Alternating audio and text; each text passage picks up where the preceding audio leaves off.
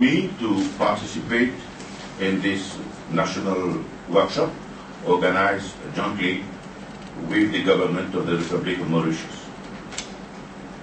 This workshop closes the first part of the regional project on financial protection against risk of natural and climatic disasters. Implementation of this project started in 2012 within the framework of the IOC Islands project, funded, as we have just heard, by the European Union, in accordance with the project design developed by the United Nations Office for Risk Reduction. Minister, ladies and gentlemen, we don't have to be reminded of the agony and the social and economic consequences caused by disasters. Mauritius last year, the year before, and Madagascar recently have borne severe losses due to natural disasters that struck our islands. The prevailing climatic condition in our region calls for concern.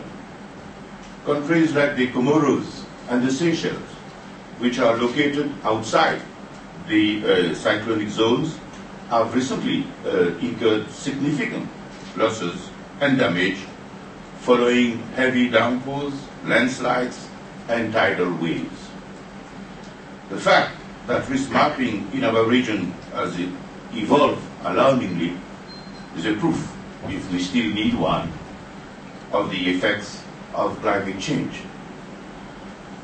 As we know, and as we have just heard from the representative of UNSDR, this national workshop is being held shortly after the UN World Conference on Disaster Risk Reduction, which was held in Sendai, Japan. As we know now, the conference has led to the adoption of a new global strategy to reduce the risk of future disasters. One of its recommendations requires that each country or group of countries establishes its own risk reduction strategy, which will be integrated into the overall framework for the global strategy. It is therefore in the light of this objective that we will be able to measure and evaluate the work accomplished in our region through the joint effort of the IOC, UN, INSDR project and all our partners. Alongside a strong national action, regional collaboration is crucial. The sharing of experiences and information between our islands is essential for the success of any national policy. In this regard, I would like to place on record the excellent spirit of collaboration and solidarity which prevailed during the Sendai conference between Minister Dayal, his counterparts from Madagascar and the Seychelles, our partners, and the IOC. We have had very fruitful interactions, and I was personally very pleased to register the high appreciation of our work at the IOC by our partners, the European Union and the United Nations Office for Disaster Risk Reduction.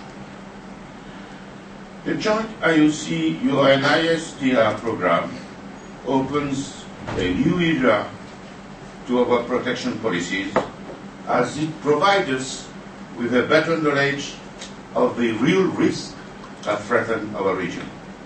The innovative approach of this project is precisely to achieve a thorough understanding of the risk so as to better manage it. In order to achieve this result, it is necessary for each country to have a validated, sound, scientific methodology, a reliable national historical database of post-disaster economic losses. I am pleased to note that today, these national databases, consisting of data collected over 30 years exists in all countries. As a first step, 1,105 data cards on disaster losses between 1980 and 2013 were registered in the National Disaster Database. However, as we all know, knowledge of past disasters only is not enough. We should also anticipate new emerging risks that will threaten the region. So far, we have been mainly affected by losses due to intensive and extensive cyclones. This pattern is changing. I traveled this morning on the road Terre Rouge and Verdun, which is open again, and I was wondering whether this is not the case when we look at the damages caused to the road infrastructure, whether this is not a case of non-adaptation to climatic change and natural hazards. I think we should inquire further on that score. Fortunately, today, modern technology allows us to assess more accurately the future risk, provided we use the appropriate methodology. The application and mastering of the new specialized IT tools introduced during the program have allowed the countries of the region to establish risk profiles and conduct probabilistic cost-benefit analysis. These profiles provide a better understanding of the type of disasters that may occur and measure their economic and social impact. This new approach is a global and reliable indicator for prevention and disaster management actions that will be applied by the authorities of each country. It complements the achievements of the IOC-led Natural Disaster Management Project funded by the French Development Agency. You're right, Minister, disaster reduction has become an essential component of sustainable development. It is a major responsibility for each government. We have seen the recent impacts of typhoon which devastated the Philippines, the floods in Madagascar, the terrible devastation caused by Cyclone Pau in Vanuatu, whilst we were in Sendai a few days later, or even the more distant example of the earthquake in Haiti, to understand that such disasters can wipe out years of economic growth and social progress. This is why it is necessary and urgent that each of our member states take full ownership of the tools made available by the joint IOC-UN-ISDR program.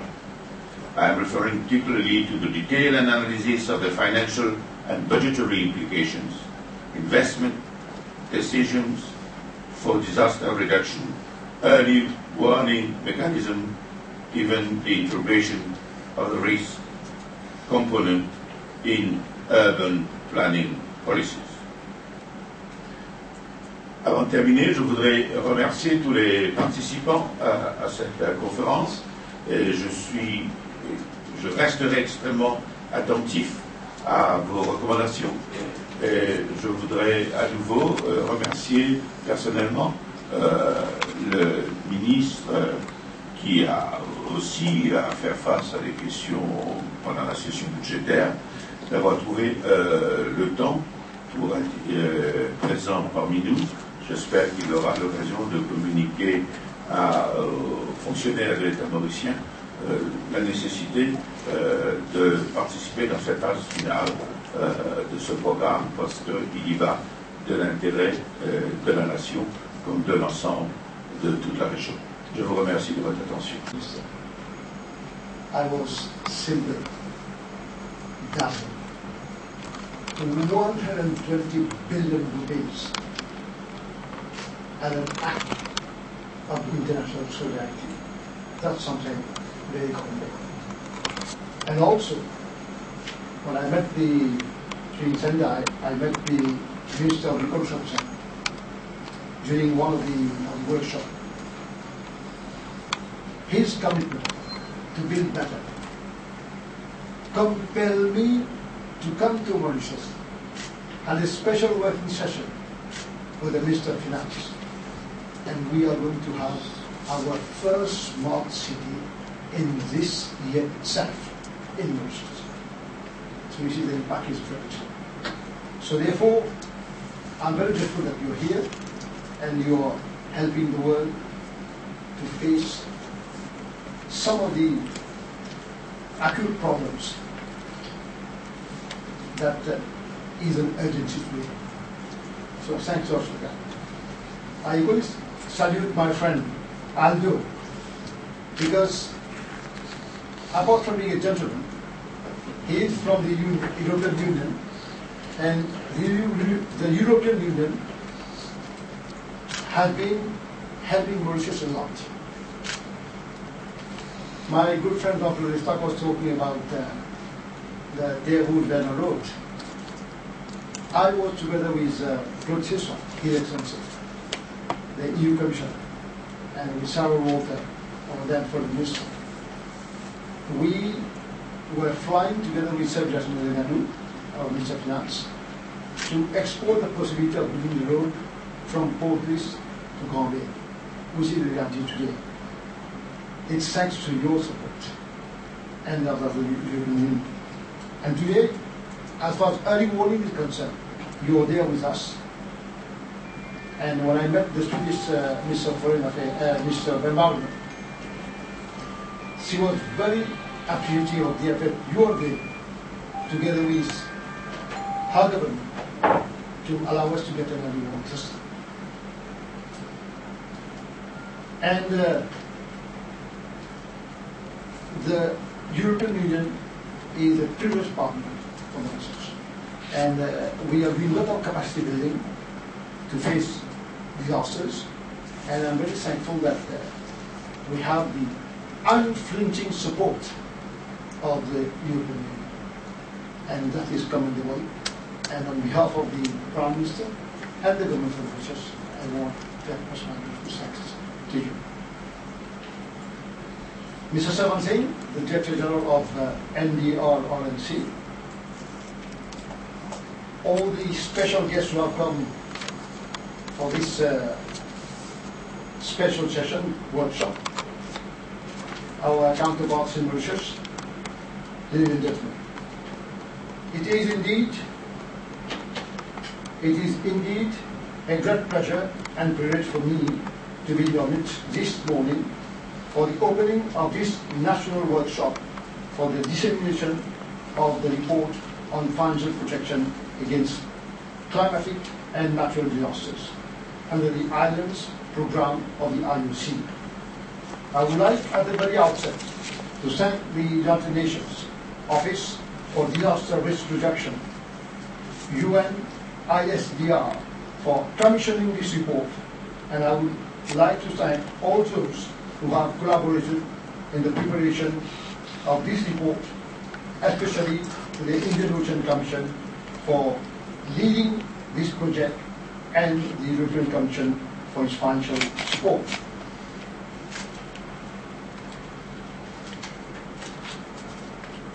Ladies and gentlemen, natural hazards will always be an integral part of our life in the Indian Ocean cyclone, Indian Ocean. Cyclones, tsunamis, droughts and floods resulting from climate change are now increasing the damage on our communities. The impacts of disasters on economies and societies have become major obstacles that are seriously impeding on our efforts to achieve sustainable socio-economic development.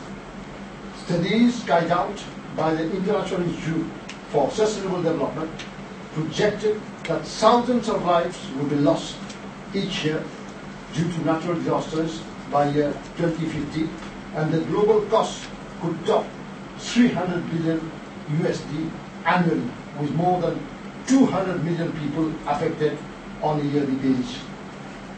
It is clear that as such, Mauritius is highly vulnerable to the impacts of disasters and extreme climatic events. According to the latest World Risk Report 2012, Mauritius is ranked as the 13th country with the highest disaster risk and ranked 7th on the list of countries most exposed to natural hazards. Indeed, Mauritius is already experiencing extreme climatic events. Since the beginning of this year itself, Mauritius has been hit by a series of extreme weather events such as Cyclone Bouncy, flash floods, and torrential rains. We have been forced to close our schools for several days, as a significant number of houses have been inundated. Roads, bridges, and other vital infrastructures have been damaged. The socio-economic impacts have been considerable. However, fortunately, we have been successful in monitoring those situations with no fatalities recorded. In fact, through our decisions and actions, we can play a critical role in preventing such hazards from turning into deadly and economical devastation. We are seeking to achieve sustainable and resilient disaster management, and I must tell you, in my portfolio, I have sustainable development and solid waste management as well. So therefore, through one, inform scientific multi-hazard risk reduction approaches, mainstream in development and reconstruction based on national priorities, and here I have in mind that we are building many smart cities.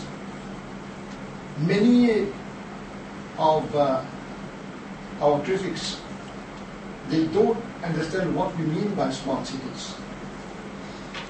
Also, professionals here present know that when we talk about smart cities, we talk about renewable energy, and my son is now working for the European Union in the first project of its kind. It's 700 million pounds sterling, where, if you compare the size of Mauritius, there are about 300 farms operating and providing renewable energy. And we think that we are going to introduce a smart grid as far as renewable energy is concerned, and I already had discussion with my good friend Ivan Grandevelu, the minister responsible for renewable energy. So it's not only the pipeline, it is in action. And for the short story, c'est une petite rapide histoire. In my constituency, we have the first supermarket, eco-friendly and producing more than enough solar energy for its consumption. And they are going to put it in the government grid for free of charge. So therefore, apart from that, we are going to capitalize on the use of what I call solar energy for street lighting, and in all our smart cities, I insist, as the minister responsible for the EIA, that should opt for this type of street lighting. Third thing, we are having a land drainage system to prevent flooding in all our smart cities. Proper collection of rainwater for optimum use in a cost-effective manner by the inhabitants and other stakeholders. We are coming with the management of surface water in all our small cities. As far as underground water is concerned, there too we are having an important input. we are going to provide in all housing estates composting equipment so that they are going to use less nitrate and chemical fertilizers in our smart cities. Just to name a few. I would take the whole day to explain the philosophy of smart cities. But when journalists write about smart cities, and we must say we don't have journalists, for example, they're stuck nowadays in the press, which is sad indeed.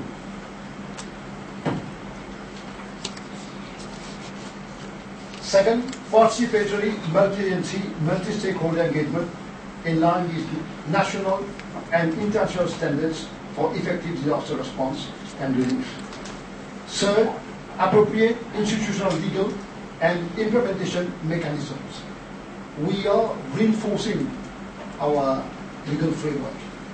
And I have already made my speech at Sendai in the National Assembly concerning this issue, which is in tune with the initiative of the Secretary General of IUC. Ladies and gentlemen, I participated in the third United Nations World Conference on Disaster Risk Reduction, which was held last month in Sendai, Japan. At the plenary and other forums, I highlighted the vulnerability of Mauritius and the SIDS to the impacts of disasters and extreme climatic events. I also highlighted some of the constraints we are facing, such as lack of financing, lack of capacity and technical support to enable Mauritius to attain resilience and hardening of targets. I stressed on the need for regional and international support, cooperation and collaboration in the field of disaster management. And I must say, the response is really heartening and is worth mentioning, more precisely from friendly countries. I urge to strengthen support and partnership with regional entities such as the Indian Ocean Commission, which I must say is a reality, which is already playing an important role in disaster risk reduction. I pleaded for the need of financial, technological transfer and capacity building support from the international community to respond to the increased risk we are facing. And here I must say, I'm thankful to the Ambassador of France, who has responded positively to Agence Développement Française, where we are going to get the support of France for the first infrastructure for the total recycling of solid waste in pure paper basket. And it's in our budget. It will cost us something like 300 million euros. And all the capacity building will be done by France.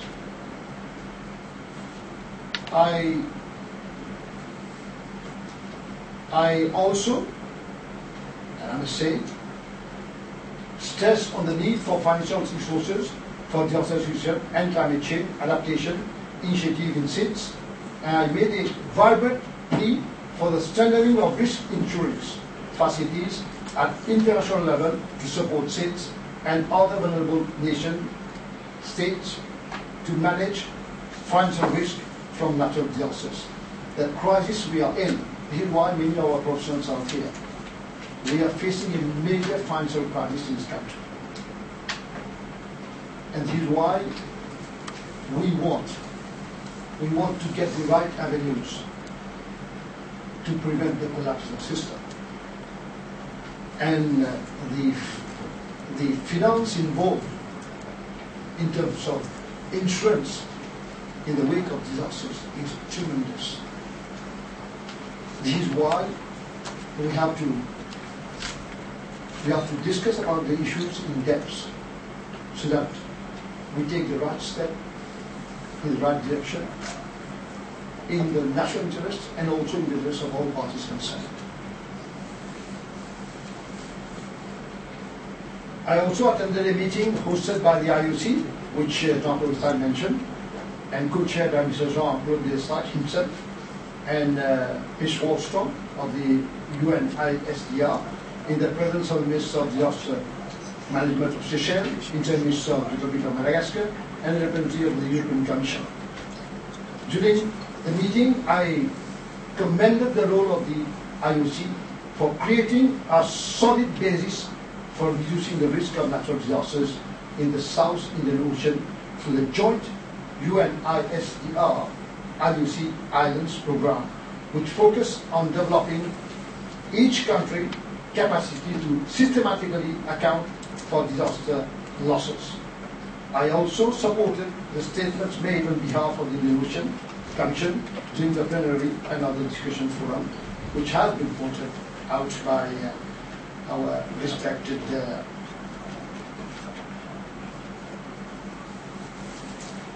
representative of the United Nations.